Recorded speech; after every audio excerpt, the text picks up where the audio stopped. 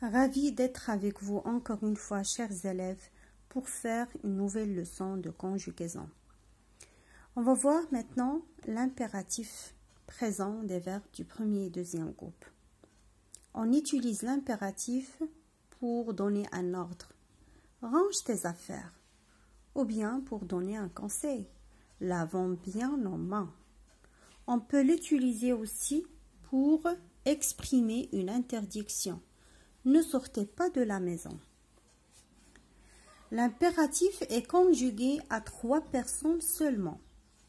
La deuxième personne du singulier, l'équivalent de tu. La première personne du pluriel, l'équivalent de nous. Et la deuxième personne du pluriel, l'équivalent de vous. Comme vous voyez, chers élèves, il n'y a pas tu. Ici, à la deuxième personne du singulier, il n'y a pas tu. La même chose ici, il n'y a pas nous. Il n'y a pas vous. Donc, à l'impératif, on n'utilise pas les pronoms personnels. On n'écrit pas tu, on n'écrit pas nous, on n'écrit pas vous. C'est très important, chers élèves. On n'utilise pas les pronoms personnels. Comme vous voyez ici, on commence par le verbe seulement. Les pronoms personnels sont sous-entendus. Maintenant, pour conjuguer à l'impératif présent, on utilise la conjugaison du présent de l'indicatif. C'est une règle globale normalement, mais il y a des exceptions, on va les voir après et vous devez les apprendre par cœur. On va prendre maintenant les verbes du premier groupe, les verbes qui se terminent par ER. Comme exemple, on va prendre le verbe ranger. On va le conjuguer au présent de l'indicatif. Je range, tu ranges, il range, nous rangeons, vous rangez, il range. Donc, comme vous voyez ici, pour conjuguer le verbe ranger, à l'impératif, on prend juste les 3 personnes. La deuxième personne du singulier, range. La première personne du pluriel, rangeant. Et la deuxième personne du pluriel, ranger. Et comme je vous ai dit tout à l'heure, on n'utilise pas les pronoms personnels. On n'utilise pas tu, nous et vous. Maintenant, quand vous voyez ici, pour la deuxième personne du singulier, vous voyez S. Alors, on met ES pour le présent de l'indicatif. Mais à l'impératif, on doit enlever S. On doit supprimer S. Donc, pour tous les verbes du premier groupe qui se terminent par ER, on doit enlever S à la deuxième personne du singulier à l'impératif. Il y a aussi d'autres verbes de troisième groupe. Vous allez les voir après. Donc, en général, après E, je ne mets pas S.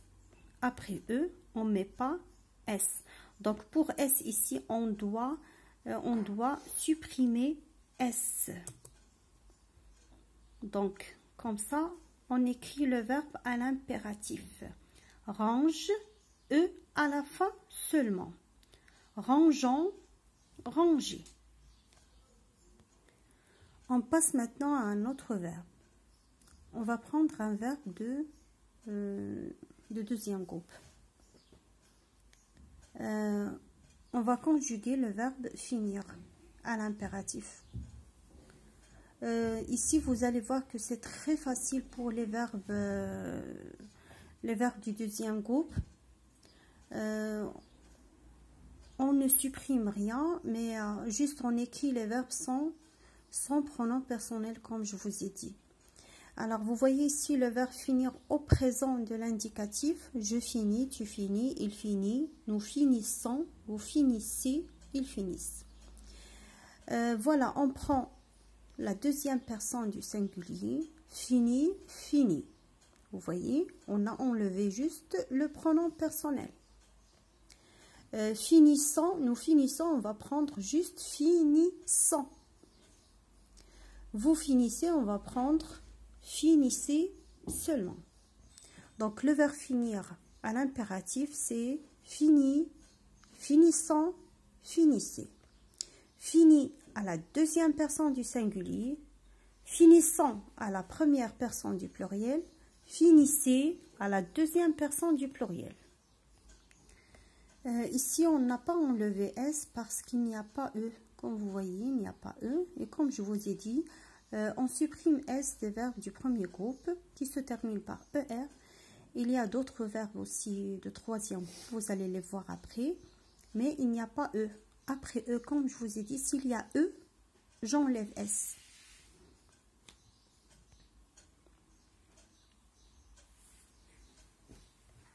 On passe maintenant à retenir. On utilise l'impératif pour donner un ordre, un conseil ou pour exprimer une interdiction. L'impératif est conjugué à 3 personnes. La deuxième personne du singulier, la première personne du pluriel et la deuxième personne du pluriel. À l'impératif, on n'utilise pas les pronoms personnels. À apprendre par cœur, ce sont les verbes que je vous ai dit tout à l'heure. Les exceptions, on doit les apprendre par cœur. Les verbes, ces verbes-là sont utilisés, on les utilise beaucoup, ou bien les plus utilisés. Être, le verbe être, avoir et savoir. Donc les verbes être, avoir et savoir à l'impératif sont le verbe être, soit, soyons, soyez, on doit l'apprendre par cœur. Soit c'est la deuxième personne du singulier, soyons la première personne du pluriel, soyez la deuxième personne du pluriel. Et pour le verbe avoir, la deuxième personne du singulier, et ayons la première personne du pluriel, ayez la deuxième personne du pluriel. Pour le verbe savoir, sache à la deuxième personne du singulier, sachant à la première personne du pluriel, sachez à la deuxième personne du pluriel. On va prendre maintenant un exercice. Vous avez 2 exercices. On va voir le premier exercice. Je vais vous donner ces exercices pour voir si vous avez bien compris. Donc, exercice numéro 1, mets les verbes de ces phrases à l'impératif. Exemple, essayez de faire attention à l'exemple. Tu laves tes mains. Donc, voilà, on a enlevé ici tu, on a enlevé S. Lave tes mains. Ici, le verbe laver est conjugué à l'impératif. Lave tes mains. La première phrase, tu ajoutes du sucre. La deuxième phrase, vous partagez ce gâteau. Et la troisième phrase, nous ramassons nos affaires. Pour le deuxième exercice, donc, exercice numéro 2, conjugue ces verbes à l'impératif. Franchir la porte à la deuxième personne du singulier. Rester à la maison à la deuxième personne du pluriel. Écoutez vos parents à la première personne du pluriel. Donc, essayez de faire ces 2 exercices sur vos cahiers de devoirs. Voilà les devoirs faits. Alors, je vais vous parler, vous tous. Faites l'exercice numéro 1, page 87 du cahier d'activité. Donc, essayez de faire cet exercice. Et comme je vous ai dit, soyez autonome, travaillez bien. Travaillez vous seul, ne dérangez pas vos parents, d'accord? J'espère que vous avez bien compris cette leçon. Au revoir.